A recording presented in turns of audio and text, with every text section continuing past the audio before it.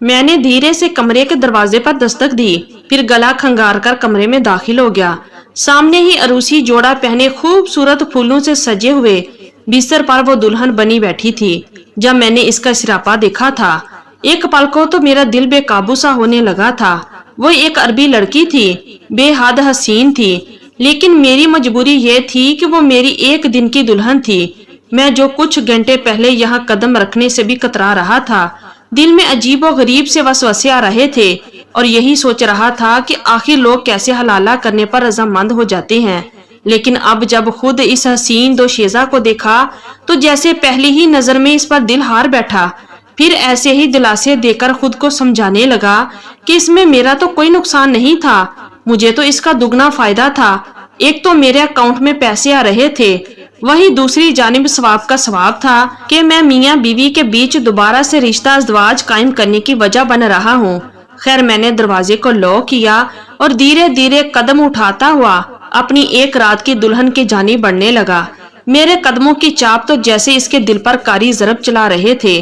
उसने फौरन खुद को समेट लिया, घुटनों के गिर्द बाजू हायल कर लिए। उसकी हल्की हल्की सिसकियों की आवाज ने मुझे टटकने पर मजबूर किया।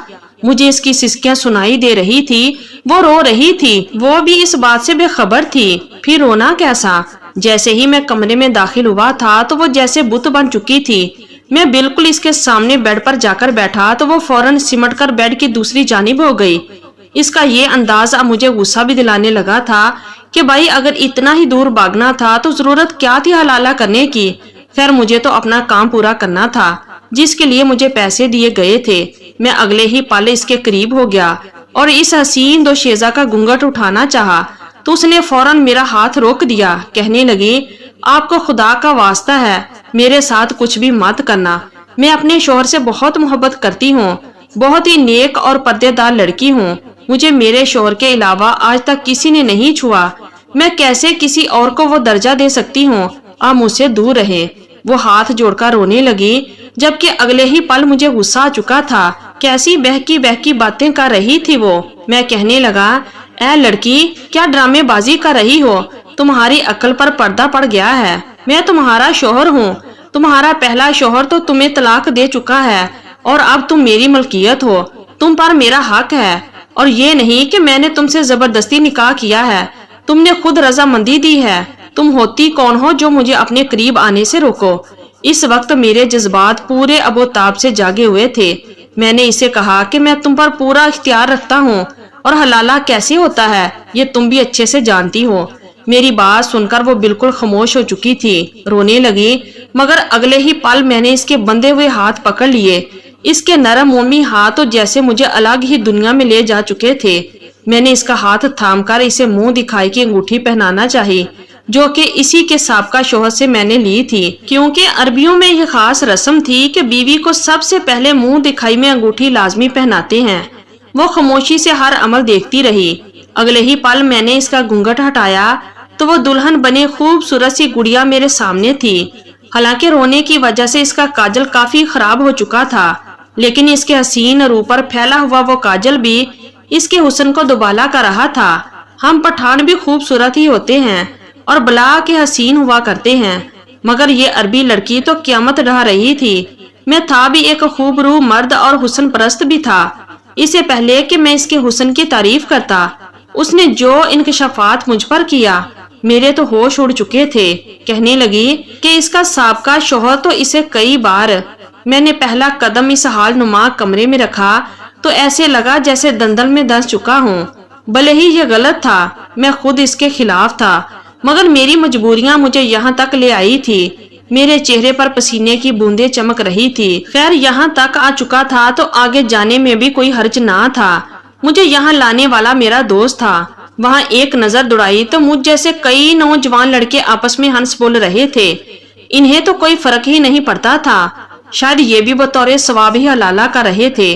मुझे मेरा दोस्त राहदारी से गुजरता हुआ एक कमरे में ले आया, जो कि वहाँ का दफ्तर समझा जाता था। ये एक हलाला सेंटर था जिसे एक घर में बनाया गया था और यहाँ बड़ी राजदारी से अरबी औरतों का हलाला पाकिस्तानी नौजवानों से करवाया जाता था। जब ये बात मुझे मेरे दोस्त ने कही थी तो मुझे ये सुनकर बड़ी हैरत हुई थी। कि अरबी औरतें पाकिस्तानी मर्दों से ही क्यों हलाला करवाना चाहती हैं। मैंने ये सवाल अपने दोस्त से किया तो वो मुस्कुराने लगा, कहने लगा जब तू किसी अरबी औरत के साथ हलाला करेगा ना तो पता चल जाएगा। मेरा दिल इस काम के लिए मुतमिन नहीं था, क्योंकि मैं इतना इल्म रखता था कि तलाक क्या होती है और हलाला किसे कहते हैं। लेकिन मैं पिछले कई माह से बेरोजगार था।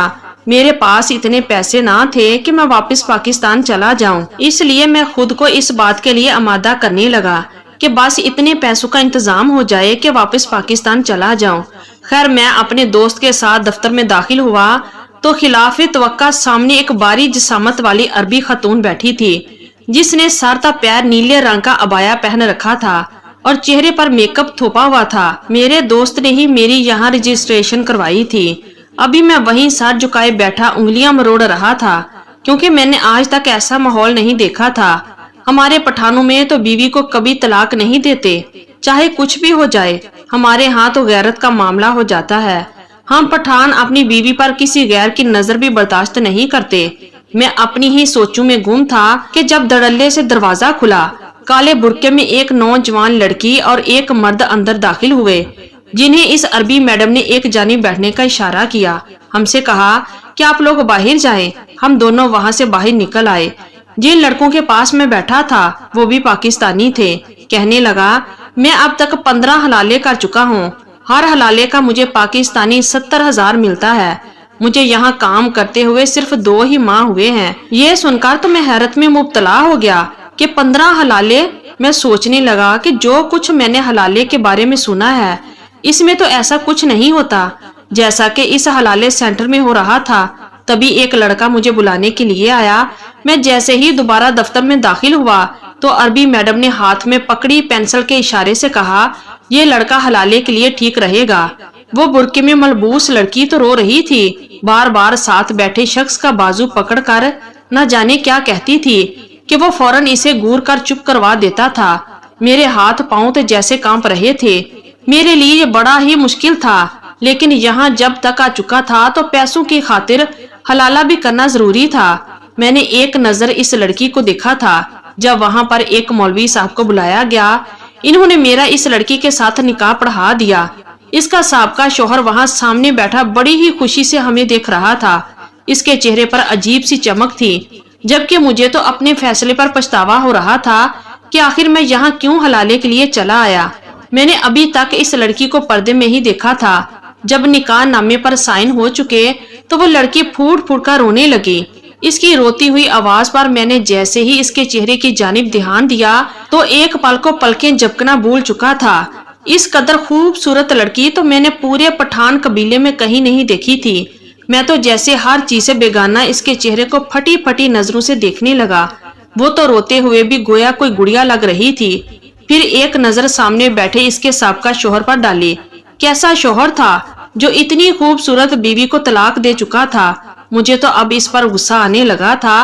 मुझसे निकाह हो चुका था तो वो शिकायती नजरों से अपने शोहर की जानिब देख रही थी, जिसके चेहरे पर मुस्कुराहट थी। कहने लगा, फिक्र मत करो, बस 1-2 दिन की बात है।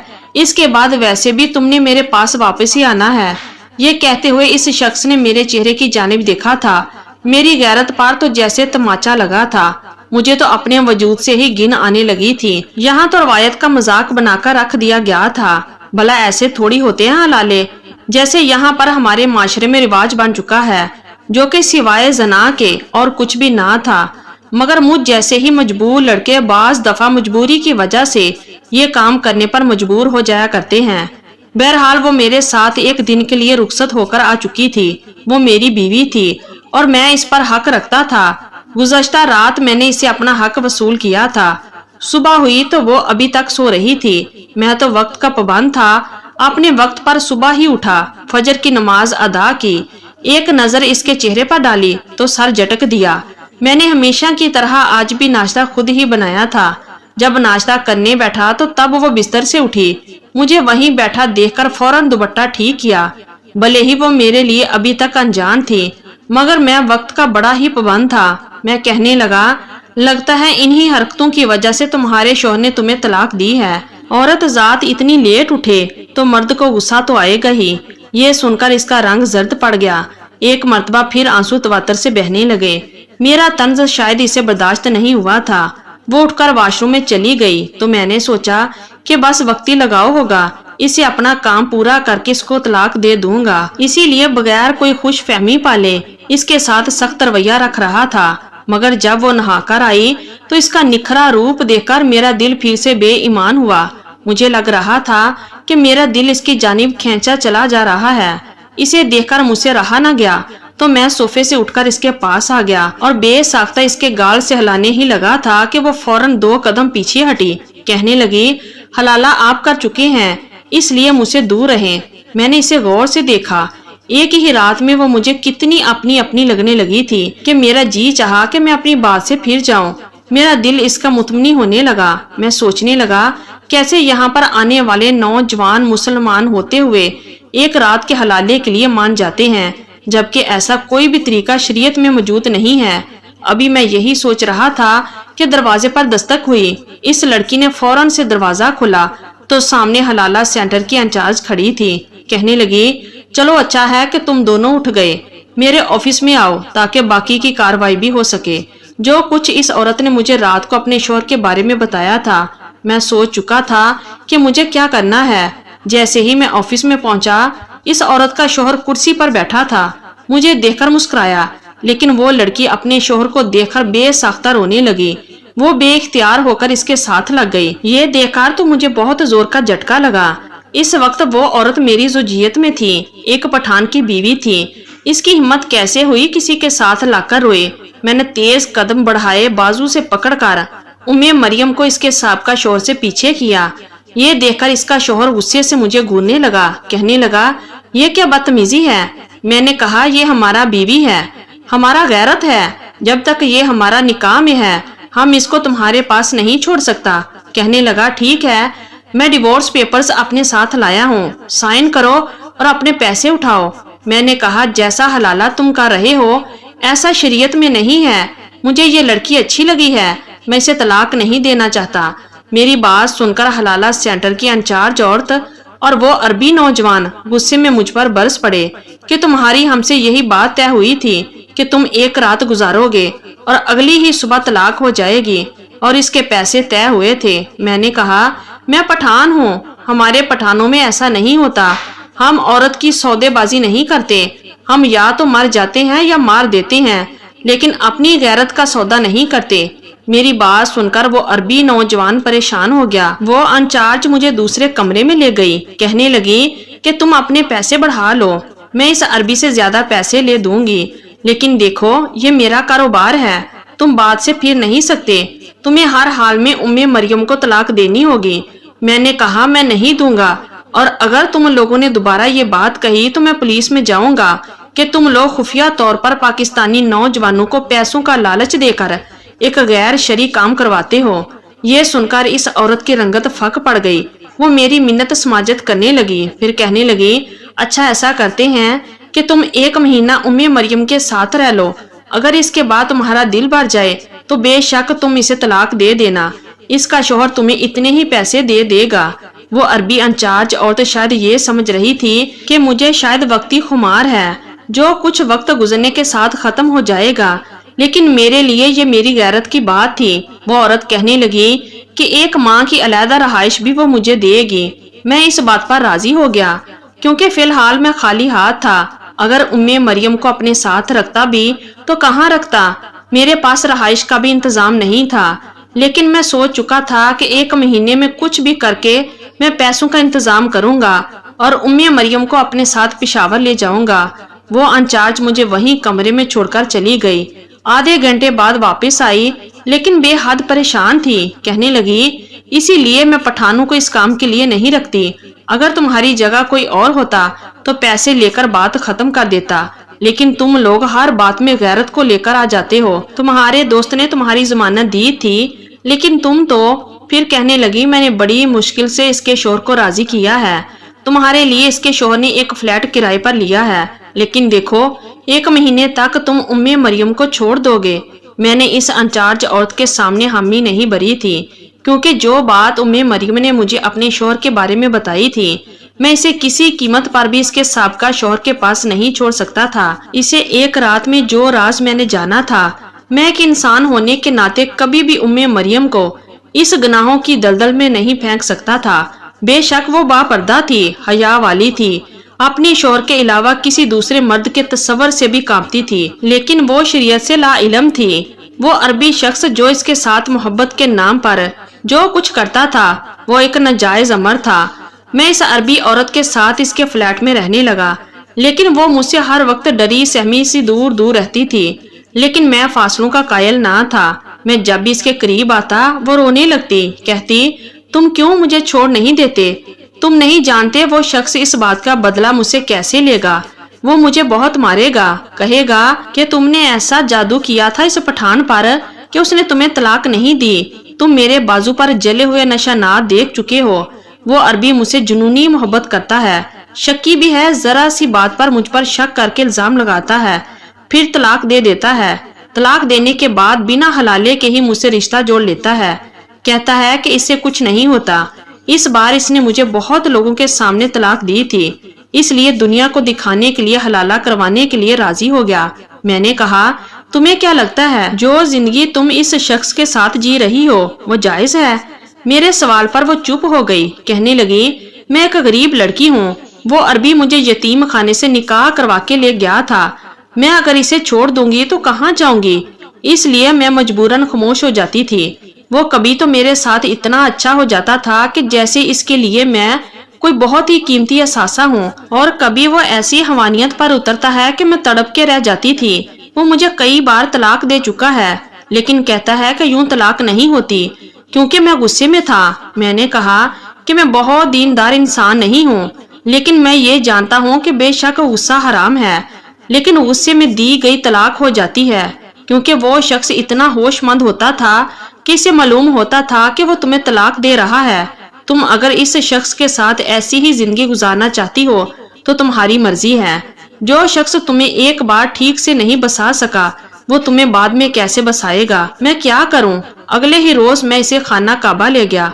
वहां जाकर मैंने अल्लाह से यही दुआ की कि हमें सिराते मुस्तकीम पर चलने वाली जिंदगियां अता फरमा और गुनाहों से बचने की तौफीक अता कर। मैं नहीं जानता था कि मेरे उठाए जाने वाले अगले इकदाम का अंजाम क्या होगा, लेकिन मैंने पुलिस स्टेशन जाकर सारी बात पुलिस को बता दी। पुलिस ने इस हलाला सेंटर पर छापा मारा और सब लोगों को पकड़ लिया। मुझे इनाम के तौर पर इतने पैसे दिए कि मैं उम्मे मरियम के साथ पाकिस्तान वापस आ गया और इसे पेशावर ले गया। हमारी शादी को 7 साल गुजर गए। उम्मे मरियम से मेरे 2 बेटे हैं, वो मेरे साथ बहुत खुश हैं। वो कहती है अगर तुम मुझे सीधा रास्ता ना दिखाते तो मैं अभी तक मजबूरन गुनाह की जिंदगी गुजार रही होती। न जाने हमारा माशरा किस जानिब चल पड़ा है। हलाले के नाम पर ज़िनाकारी को सवाब समझकर किया जा रहा है। अल्लाह हम सब मुसलमानों को सिराते मुस्तकीम पर चलने की तौफीक अता फरमाए। आमीन या रब्बुल आलमीन। तो ये थी हमारी आज की स्टोरी। अगर आप लोगों को अच्छी लगी है तो प्लीज वीडियो को लाइक कीजिए और हमारे चैनल को भी सब्सक्राइब कीजिए और कमेंट बॉक्स में अपनी राय का इजहार जरूर कीजिए। शुक्रिया। अल्लाह हाफिज।